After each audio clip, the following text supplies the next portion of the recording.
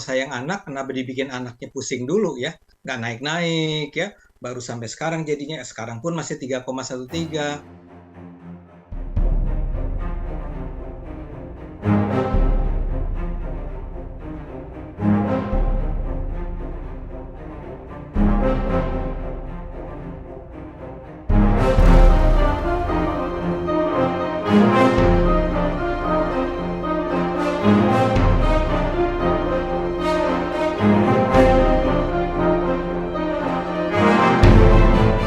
Kalau memang Pak Jokowi itu cawe-cawe interfere, ya kenapa sekarang ya? Kenapa angkanya itu masih 3,13 ya?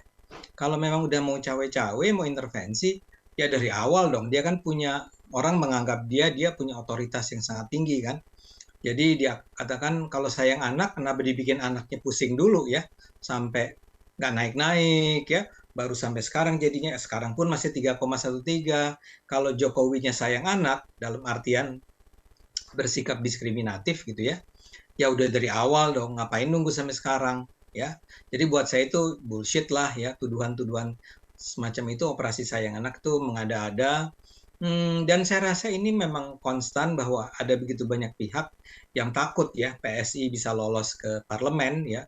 Karena mungkin kalau PSI sampai lolos ke parlemen, kita mungkin emang akan bikin mungkin hal-hal yang tidak biasa, misalnya membongkar korupsi, membongkar penyuapan, membongkar biaya-biaya yang harus tanggung rakyat tapi menyenangkan hati para anggota partai politik dan seterusnya.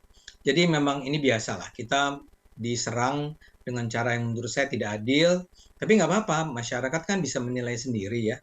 Kalaupun PSI dituduh macam-macam, misalnya memanfaatkan kekuasaan untuk lolos ke parlemen, ya saya mau bilang apa kan, itu kan udah pendapat mereka. Ini kan sama aja dengan kayak kemarin ada banyak yang mempertanyakan kemenangan Prabowo misalnya, ya nggak apa-apa juga ya, kita sih oke-oke aja lah.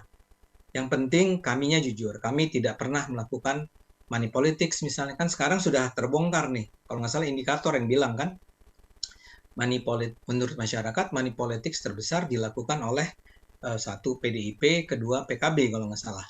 Ya mungkin kita perlu juga ngomongin itu ya, itu real itu kalau betul-betul hasil penelitiannya itu benar, dan saya yakin benar, itu hal yang sangat penting untuk ditanggapi. Saya Nitya Anissa, saksikan program-program Kompas TV melalui siaran digital, pay TV, dan media streaming lainnya. Kompas TV, independen, terpercaya.